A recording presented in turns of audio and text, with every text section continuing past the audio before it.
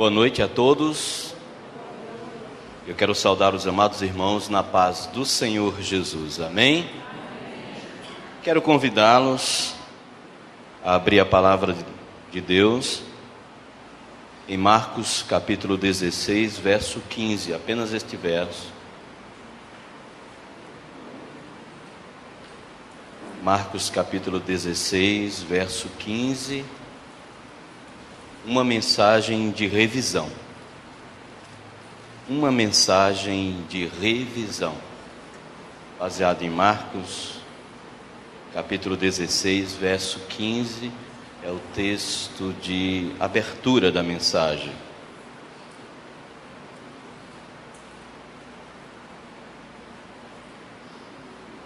Diz assim o texto das Sagradas Escrituras: E disse-lhes, Jesus disse aos discípulos, que representam a igreja, todos nós, né? Então, esse disse-lhes é palavra de Cristo, né? Cristo falando aos apóstolos. E disse-lhes: Ide por todo o mundo e pregai o evangelho a toda criatura. Vamos dizer todos juntos este verso? E disse-lhes: a toda criatura. Oremos. Querido Deus e Pai, te louvamos, Senhor, pela tua misericórdia, teu amor, tua graça e bondade, pois de uma forma tremenda e maravilhosa, o sangue de Jesus Cristo foi derramado no Calvário para que nós fôssemos ganhos para o teu evangelho, Senhor. E fizestes o resgate de nossas vidas, transportasse-nos do mundo das trevas para o reino da tua maravilhosa luz. Obrigado, Deus, em Cristo Jesus que nos salva. Obrigado, ó Deus, pelo Espírito Santo que ilumina a nossa mente para compreendermos e recebermos Jesus como Senhor e Salvador de nossas vidas. E agora nesse momento, Senhor, que já ouvimos a tua palavra em outros momentos do culto e até mesmo nesta extraordinária cerimônia de batismo, quando relembramos os nossos votos batismais perante a ti, ó Deus, e perante a tua igreja, pedimos que também fale conosco nesse momento, através da mensagem baseada na tua palavra, Senhor. Que o teu Espírito Santo ministre poderosamente nesta noite. Fala ao meu coração, Senhor. Fala ao coração deste povo aqui reunidos, pois todos nós precisamos ouvir a tua palavra, absorver a tua palavra, para praticar a tua palavra e produzirmos frutos para a eternidade. Fala comigo nesta noite, através de mim, a este teu povo, em nome de Jesus. Amém. Queridos irmãos e amados amigos presentes aqui no culto, estamos chegando ao final de mais um ano. Há uma expressão em latim, tempus fugit, que significa, né, o tempo corre, o tempo foge. E é verdade, à medida que nós vamos avançando no tempo, percebemos a velocidade com que os nossos relógios avançam, a velocidade com que as folhinhas do calendário vão sumindo da parede, a velocidade com que as páginas de nossas agendas vão passando, a velocidade com que os fios brancos vão aparecendo em nossos cabelos. Às vezes a gente até nem queria, não é? Para quem tem cabelo. A velocidade com que nós vamos sendo alvos do tempo. O tempo de fato está fugindo, está correndo. Já estamos no finalzinho de mais um ano. Este é o último culto de domingo deste ano. Oxalá fosse o último culto da igreja e o Senhor nessa mesma noite voltasse gloriosamente e nos levasse para a glória, para todo sempre. Mas até lá, nós temos que cumprir esta norma estabelecida por Cristo, que foi dita aos apóstolos, que foi normatizada através dos apóstolos, para que nós a cumpríssemos também em nossa vida. este mandamento do Senhor, este imperativo do Senhor Jesus: ide por todo mundo e pregai, anunciai, propagai o Evangelho a toda criatura, não deixe ninguém de fora. Fale a tempo, a fora de tempo, use os meios de comunicação, use todas as formas de comunicação para fazer chegar às pessoas a mensagem do Evangelho. Espera aí, mas que mensagem é essa? Mas o que é o Evangelho? O que nós vamos pregar? O que nós vamos anunciar? O que nós vamos propagar? O que nós vamos propalar? O que nós vamos trabalhar? Que mensagem é essa? Afinal de contas, o que fala o Evangelho? Quais são as mensagens do Evangelho? Nessa noite eu gostaria de alguns minutos me ater com vocês, para que pudéssemos fazer uma mensagem de revisão. Esse texto que comumente nós usamos em cultos de missões, que na verdade todo culto é culto de missão. Mas quando nós fazemos uma festividade mais centrada no eixo de missões, nós usamos textos como esse, texto da grande comissão, que é em Mateus capítulo 28, a partir do verso 18, nós usamos textos assim, outros textos. No entanto, irmãos, esse é um texto que nos convida a uma mensagem de revisão. Final do ano é tempo de a gente rever algumas coisas. Vocês não sabem, o computador quando começa a ficar meio amarrado, cansado, e a gente tem que fazer uma formatação total, não é?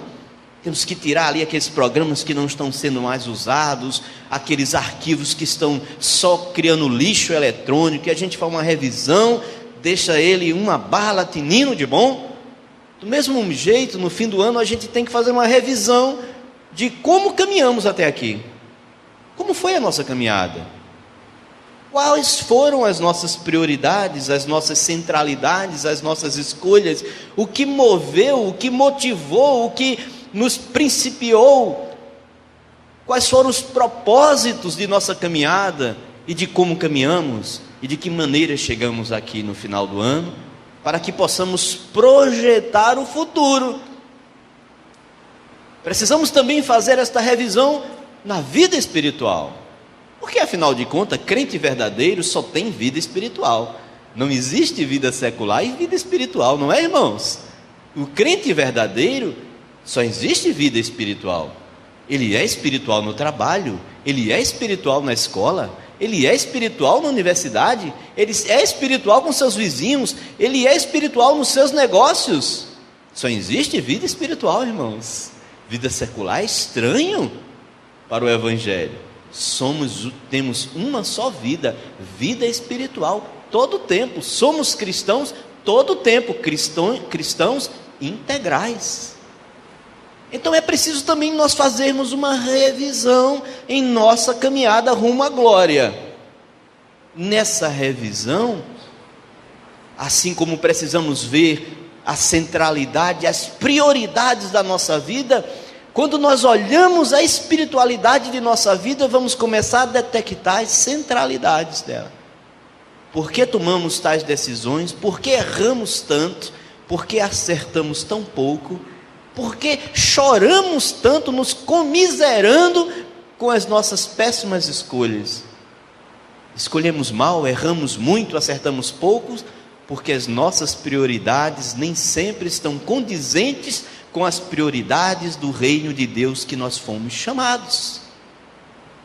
Por isso essa mensagem de revisão. Existem 4 mensagens essenciais no Novo Testamento. Na verdade, a Bíblia, ela tem um centro. O centro da Bíblia é Cristo. Cristo é a centralidade da mensagem bíblica. É o centro no Antigo Testamento, é o centro do Novo Testamento. Cristo é o motivo pelo qual a Bíblia foi escrita, é Cristo. Falar sobre Cristo, apresentar Cristo, profetizar Cristo, mostrar Cristo, anunciar Cristo. Cristo é a centralidade da Bíblia. Então isso já mostra que Cristo deve ser a centralidade da minha vida, da sua vida. E quando Cristo é o centro das nossas vidas, nós tomamos decisões mais acertadas. Erramos menos, acertamos mais, construímos melhor, progredimos, amamos, adoramos, ou seja, temos qualidade de vida de Deus em nós. Que legal, não é? Mas o Evangelho nos traz 4 mensagens essenciais que eu gostaria de, junto com vocês, fazer esta mensagem de revisão. Vamos rever 4 mensagens essenciais na vida cristã, 4 boas novas que o Evangelho nos traz. E a primeira mensagem nos diz: Cristo nasceu. A primeira mensagem central do Novo Testamento, a primeira mensagem central do Evangelho, a primeira grande boa nova é anunciada aos homens que Cristo nasceu. É o Natal, que comemoramos há poucos dias. Cristo nasceu. Não é uma criança qualquer, não é um ser humano qualquer. Cristo nasceu. Deus visitou a nossa carne. Deus, o próprio Deus, habitou entre nós, como o texto lido nesta noite pelo presbítero Valfredo, quando diz ele: habitou entre nós, cheio de graça e verdade, e vimos a sua glória como a glória do unigênito do Pai. Ele veio até nós. Cristo nasceu significa que o descendente chegou. O descendente que foi prometido lá em Gênesis capítulo 3, versículo 15, aquele que esmagaria a cabeça da serpente, aquele que viria para restaurar a condição de ser humano, aquele que nasceu para que nós fôssemos de fato seres humanos. Cristo nasceu, Deus encarnou-se, esvaziou-se da sua glória e encarnou-se como ser humano. Veio ser como um de nós, compartilhou conosco a experiência da vida humana.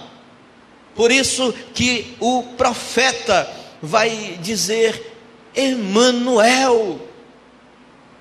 Isaías capítulo 7, versículo 14, Cristo nasceu, a profecia se cumpre de Isaías: eis o sinal, a virgem conceberá, dará à luz a um filho, e o seu nome será Emanuel.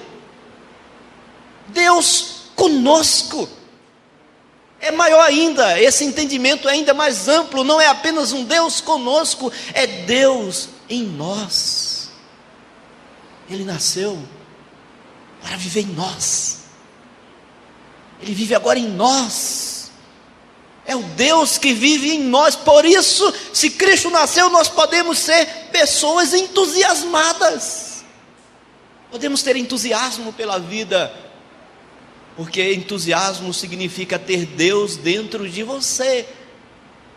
Uma pessoa entusiasmada é porque Deus está dentro dele. Cristo nasceu, e se Cristo nasceu, nós temos enfim sentido para a vida. Enfim, a raça humana tem sentido de existir. O sentido da existência da raça humana está na mensagem que o Deus Criador veio habitar conosco. Enfim, a raça humana tem sentido. Nós podemos ser melhores. Não somos só essa mediocridade que o mundo diz, essa mediocridade que o inimigo implantou na raça humana através do pecado, essa mediocridade que às vezes nós mesmos, com os nossos olhos meramente humanos, queremos ver e enxergar. Cristo nasceu. Enfim, nós podemos ser seres humanos, podemos ser melhores, podemos viver, construir, podemos superar esta vida medíocre, porque Deus veio habitar conosco. Deus veio trazer a vida dele para a nossa vida. Se Cristo nasceu, quem o recebe como Senhor passa a viver a vida de Deus. Segunda mensagem central, segunda boa nova do Evangelho, segunda boa nova do Novo Testamento: Cristo morreu.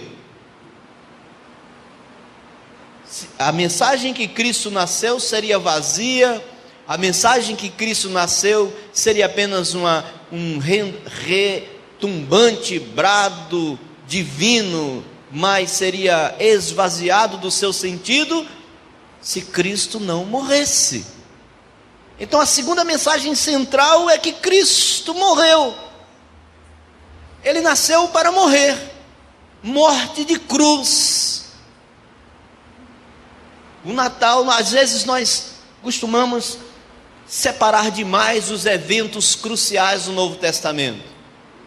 Nascimento, morte, ressurreição, ascensão, fazem parte de um mesmo acontecimento, fazem parte de um mesmo projeto de Deus, fazem parte de um só cronograma no plano redentivo de Deus para a raça humana. Cristo morreu. Cristo morreu significa que a nossa maldição é finda. A maldição que pesa sobre a raça humana é finda na cruz do Calvário, porque Cristo fez a si mesmo maldição para que nós fôssemos libertos da maldição. E que maldição é essa? A maldição do pecado. Somos libertos da maldição em Cristo Jesus. O profeta, falando sobre isso em Isaías capítulo 53, a partir do verso 5, ele vai dizer que ele tomou sobre si as nossas dores, levou sobre si as nossas iniquidades, pelas suas pisaduras nós fomos sarados. O castigo que nos traz a paz estava sobre ele. Ele levou as nossas dores, levou as nossas iniquidades, levou os nossos pecados para a cruz do Calvário, e no derramamento do seu sangue nós somos purificados de toda injustiça. Cristo morreu significa que nós somos justificados. A morte de Cristo nos apresenta a Deus justificados. Não podemos conquistar a salvação por nossos méritos, por nossos recursos, por nossas capacidades, por nossas intelectualidades, por qualquer coisa que nós tenhamos. A salvação nos é conquistada por Cristo quando na cruz nos apresenta justo diante de Deus. Eu posso dizer agora: sou justo, não por mim mesmo, não por minhas capacidades, não por minhas conquistas, não por meus méritos, mas pelos méritos que Cristo conquistou na cruz, ao derramar aquele sangue precioso. Nos conta o apóstolo Paulo que ele pagou um alto preço, preço de sangue, preço de cruz, para que nós fôssemos resgatados das trevas, para que nós fôssemos comprados, ele adquiriu para o Pai um povo comprado com o preço do seu sangue. Cristo morreu, não existe mais maldição. A outra maldição que pesa sobre o ser humano, que é filho do pecado, é filha do pecado, que é a morte. Cristo também destrói essa maldição na cruz. Cristo morreu, a própria morte morre. Nós temos, enfim, esperança de vida. A vida humana não é só isso, porque Cristo morreu, a morte também morre. Ele destrói o pecado e com isso destrói o aguilhão da morte. Paulo, em 1 Coríntios capítulo 15, a partir do verso 53, ele começa trabalhando sobre isso. Ele vai dizer: olha, a morte destruída foi a morte pela vitória. Ele vai dizer: ó morte, onde está a tua vitória? Pois o aguilhão da morte é o pecado, mas uma vez que na cruz Cristo purifica-nos dos pecados, Ele retira de nós o aguilhão, e a morte não tem mais domínio sobre nós. Sim, morreremos até a sua volta gloriosa, morreremos, mas quem está em Cristo ressuscitará para a vida eterna. Amém? Porque a morte não terá domínio sobre nós, os que estão em Cristo Jesus, os que creem e que receberam-no como Senhor e Salvador da sua vida. Cristo morreu. Deus prova o seu amor para conosco, porque Romanos capítulo 5 versículo 8 vai dizer que Deus prova o seu amor para conosco pelo fato de ter Cristo Jesus morrido na cruz, sendo nós ainda pecadores. Veja que amor extraordinário. Veja como esse amor de Deus nos constrange, não temos explicação. Este amor tão grande que fez com que o próprio Filho fosse entregue na morte de cruz, por pessoas que não valiam a pena. Ninguém vale a pena. A partir de Cristo é que nós valemos a pena. O seu sangue nos cobre. Deus está provando em Cristo que nos ama. Você quer uma prova que Deus lhe ama? Saiba que a prova do amor de Deus é o fato, não é uma história, não é um mito, não é uma lenda, é um fato. Cristo Jesus morreu na cruz por mim e por você. Isto é a prova do amor de Deus. Terceira grande mensagem do Evangelho, terceira mensagem crucial do Novo Testamento, terceira mensagem central, é Cristo ressuscitou. Cristo nasceu, sem a morte, a mensagem do Natal era vazia. Cristo morreu, mas sem a ressurreição, a morte seria apenas a agonia de um grande homem. Mas Cristo ressuscitou. Ressuscitou porque a morte não pôde retê-lo. Ressuscitou porque ele não tinha pecado. Ressuscitou porque nada poderia tirar sua vida, ele mesmo a entregou. Cristo ressuscitou. Não está no túmulo, o túmulo está vazio. Ele ressurgiu, ele veio da morte para a vida. E se Cristo ressuscitou, essa mensagem vem calar no meu coração, significando que Deus abriu as portas da vida para nós. Através da ressurreição de Cristo, as portas da vida estão abertas para nós. Como Paulo explica em 1 Coríntios, capítulo 15, a partir do verso 17, ora, se Cristo não tivesse ressuscitado, vã seria a nossa fé.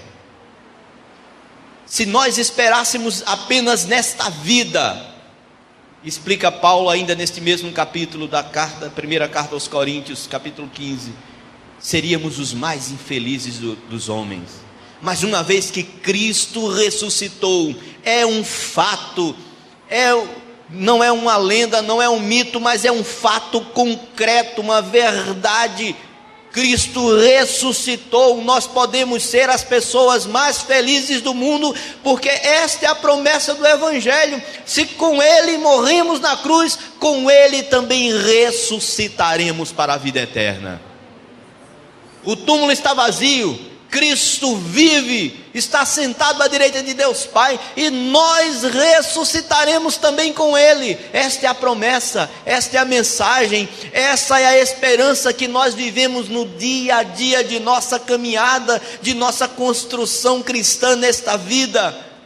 Pois sabemos que quando o nosso tempo aqui findar, fecharemos os olhos nesta vida, para abrirmos os olhos na glória celestial. A mensagem cristã não é apenas uma mensagem de morte e de cruz, mas é uma mensagem de vitória sobre a morte, é uma mensagem de portas abertas para a eternidade. Cristo ressuscitou, significa que nós temos vida eterna. O apóstolo mais amado, João, é a sua primeira carta, capítulo 5, versículo 12, fala sobre isso, quando diz estas coisas, vos escrevo para saberdes que tendes a vida eterna. Não terão, não é algo no futuro, não é algo que só depois da morte você vai saber. Ele diz, olha, tendes, para que saibais, é uma coisa da mente, do raciocínio, da compreensão, não é uma mera emoção religiosa, não é uma fantasia religiosa, não é uma manipulação, é para que você saiba, é um fato concreto, é uma experiência racional, existencial, para que você saiba que tem a vida eterna. Mas quem tem a vida eterna? João explica, aquele que crê no seu nome. Quem crê tem a vida eterna. Quem não crê não vai ser condenado, não, já está condenado. Pense nisso. Quem crê, ele vai dizer: quem tem um filho tem a vida. Quem não tem um filho não tem a vida. Sobre ele permanece a ira de Deus. Cristo ressuscitou. Então temos vida eterna os que creem no seu nome, os que receberam como Senhor e Salvador das suas vidas e foram feitos filhos de Deus. A quarta mensagem essencial, a quarta mensagem principal, a quarta mensagem crucial do Evangelho é que Cristo ascendeu. Ele foi assunto aos céus. Ele não ficou como um ressuscitado perambulando por este mundo, assombrando as pessoas, porque tem uma coisa que mais faz medo das pessoas, é se um defunto no velório se levantar.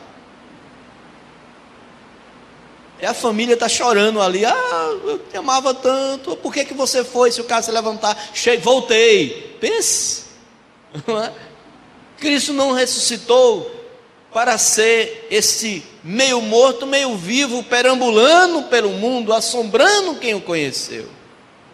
Ele ressuscitou, permaneceu por 40 dias, concluindo sua mensagem, estimulando, lembrando os apóstolos e a igreja de todos os seus ensinamentos. E por fim, você vê lá em Atos, você vê no final de cada evangelho, e vê em Atos capítulo 1, que concluído sua obra, seus 40 dias após a ressurreição, ele ascende, ele é assunto aos céus. E diz o texto de Marcos, capítulo 16, versículo 19, que ele é recebido nos céus e se assenta à direita de Deus Pai. Antes de partir, Mateus registra no capítulo 28, versículo 18, que Cristo olha para os discípulos e diz: toda autoridade me foi dada nos céus e na terra. Cristo ascendeu, sabe o que significa para a mensagem cristã? Significa que a nossa história não está à toa, ao relento, ao sabor dos acontecimentos históricos. Cristo ascendeu significa que a nossa história tem um rumo, tem um prumo, tem um propósito, tem um norte, tem uma direção, tem um caminho. Cristo ascendeu significa que todas as coisas cooperam para o bem daqueles que amam a Deus. Cristo ascendeu e está sentado à direita de Deus Pai. Sabe o que isso significa? Se Ele ascendeu, significa que voltará. Voltará não como a primeira vez, esvaziado da glória, mas Ele voltará glorioso, com a miríade de anjos. Voltará para buscar a igreja e voltará para o juízo final, voltará para executar a consumação do plano de Deus. Se Ele ascendeu, foi assunto aos céus, significa que Maranata, vem Senhor Jesus, Ele voltará. Se você não crê, Ele voltará. Se você crê, Ele voltará. Essa é a mensagem que nos mantém dia a dia, orando, crendo, porque mais tempo, menos tempos, os céus se abrirão e veremos o nosso Senhor face a face, e Ele há de nos chamar pelo nosso nome, há de nos conduzir para a morada do Pai, que Ele disse: estou preparando lugar para vocês, para onde eu estiver, estejais vós também. Não se preocupem, aquete o seu coração. Na casa do meu Pai há muitas moradas, estou preparando um lugar para você. Não se aperreie não, eu estou preparando. E os anjos dizem em Atos dos Apóstolos, no capítulo 1, eles vão dizer que, olha, capítulo 1, versículo 11, quando eles dizem: varões galileus, porque estão olhando para o céu, este Jesus que subiu para a glória, voltará da mesma forma. E nós ansiamos com ardente expectativa a sua gloriosa volta. Cristo ascendeu significa que Ele voltará. Cristo ascendeu significa, nas palavras do apóstolo Paulo, na segunda carta a Timóteo, capítulo 4, versículo 8, que Ele está preparando, que tem preparado a coroa de glória, não apenas para Paulo, vai explicar, mas para todos aqueles que amam a sua vinda. Qual a prioridade da sua vida? Qual foi a prioridade nesse ano? Qual a prioridade para o ano que brevemente se inicia? Que tenhamos como prioridade servir no reino de Deus, servir ao Rei deste reino, lembrando que Cristo nasceu, nossa vida tem sentido, lembrando que Cristo morreu, nossa vida foi resgatada, fomos justificados, fomos comprados, fomos adquiridos. Nossa prioridade temos que lembrar que Cristo ressuscitou, nossa vida então tem valor. A ressurreição de Cristo dá valor à nossa vida, agrega valor à nossa existência, porque se Cristo ressuscitou, a nossa vida passa a ser eterna com Ele. E vida eterna com Cristo não é apenas uma vida que não acaba, mas é a vida de Deus eternamente em você. E Cristo ascendeu, significa que voltará para consumar a sua obra, voltará para fazer a justiça do Pai, voltará para nos conduzir eternamente a Ele. Que possamos ter essas prioridades na nossa vida. Ide por todo mundo, pregai o Evangelho a toda criatura. Que Evangelho? O Evangelho que fala que Cristo nasceu, que Cristo morreu, que Cristo ressuscitou, que Cristo ascendeu, está assentado à direita de Deus Pai Todo-Poderoso, e que voltará com toda a glória do Pai, voltará para consumir o plano redentivo de Deus. Glória a Jesus, glórias a Deus, glória à Trindade Santa, louvado seja o teu nome, Senhor Jesus, para todo sempre. Convido você a ficar de pé para juntos compartilharmos esta oração.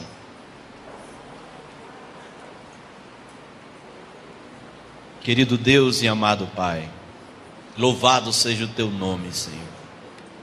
Te louvamos e te somos gratos, Senhor, pela experiência que temos de comemorar o teu nascimento, Senhor, a tua encarnação, dando sentido à nossa vida. Te agradecemos pela cruz, Senhor, pois na sombra da cruz temos a nossa vida transformada.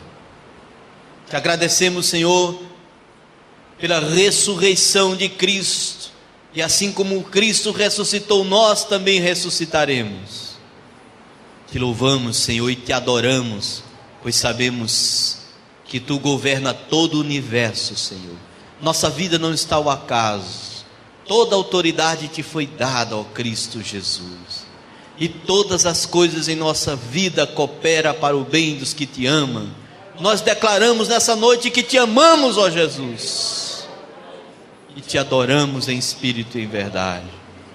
Ó Pai, te agradecemos, porque sabemos que voltarás, Senhor. Esta é a mensagem que devemos dizer ao mundo: Cristo está voltando. Acerta teu caminho, apruma teu rumo, norteia tua estrada, pois Cristo está voltando. Oh, glórias, Maranata, vem, Senhor Jesus. Muito obrigado por esta noite, muito obrigado por esta igreja, muito obrigado pela salvação em Cristo Jesus, em nome de Jesus, amém.